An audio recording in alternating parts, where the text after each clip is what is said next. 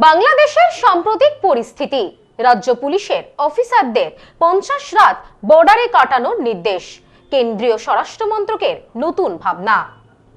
সশস্ত্র পুলিশ বাহিনী ও সীমান্তবর্তী রাজ্য পুলিশের আধিকারিকদের এবার থেকে বছরে অন্তত 50টি রাত সীমান্তের গ্রামে কাটাতে হবে। বিশেষ করে পশ্চিমবঙ্গের মতো সংবেদনশীল রাজ্যগুলিকে এ ব্যাপারে গুরুত্ব দিতে বলেছে নর্থ ব্লক।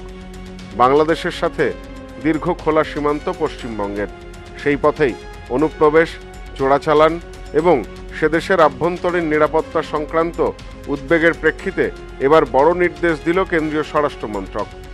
অমিত শাহের দপ্তর থেকে জানানো হয়েছে, এই সমস্ত দিক খতিয়ে দেখে রাজ্য পুলিশের আধিকারিকদের সীমান্তের গ্রামে বছরে অন্তত 50 রাত কাটাতে হবে। এ প্রসঙ্গে উল্লেখ করা যায়, বাংলাদেশের সাথে পশ্চিমবঙ্গের সীমান্ত দৈর্ঘ্য প্রায় 2200 কিলোমিটার। নদী, জলপথ, কাঁটাতারবিহীন বিস্তীর্ণ এলাকা। এই কারণে এই সীমান্ত দীর্ঘদিন ধরেই পোরাস বলে চিহ্নিত।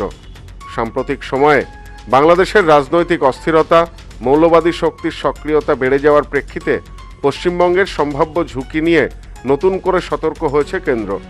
সূত্রের খবর, এই নির্দেশ পাঠানো হয়েছে বিএসএফ, আইটিবিপি, সশস্ত্র সীমা বল, অসম রাইফেলসের শীর্ষ আধিকারিকদের কাছেও।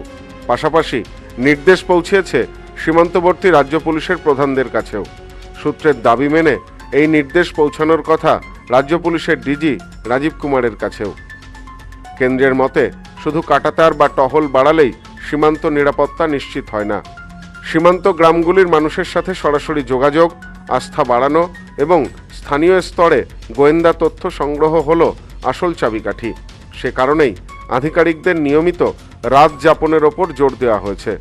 বিশেষ করে কোচবিহার, মালদা, মুর্শিদাবাদ, উত্তর ও দক্ষিণ 24 পরগনা, নদিয়া জেলাগুলিতে বাড়তি গুরুত্ব দিতে বলা হয়েছে। এইসব জেলাগুলি থেকেই দীর্ঘদিন ধরে অনুপ্রবেশ, পাচার চক্র সক্রিয় থাকার অভিযোগ উঠেছে। জানা গেছে, এই উদ্যোগটি কেন্দ্রের ভাইব্র্যান্ট ভিজিলেন্স প্রোগ্রামের একটি অংশ। 2023 সালের 10ই এপ্রিল চালু হওয়া এই কর্মসূচির লক্ষ্য সীমান্তবর্তী গ্রামগুলিকে উন্নয়নের সাথে যুক্ত রেখে নিরাপত্তা ব্যবস্থাকে আরও শক্তিশালী করা। সূত্রের খবর, ওই 50 দিনের সফরে আধিকারিকেরা গ্রামবাসী, স্থানীয় জনপ্রতিনিধি, এনসিসি ক্যাডেট ও সামাজিক সংগঠনের সাথে যুক্ত ব্যক্তিদের সাথে কথা বলবেন। সীমান্ত এলাকায় যাতে সন্দেহজনক গতিবিধির খবর দ্রুত তাদের কাছে পৌঁছায় সে বিষয়ে। এ বিষয়ে গ্রামবাসীদের আরও উৎসাহ প্রদানের কথাও বলা হয়েছে।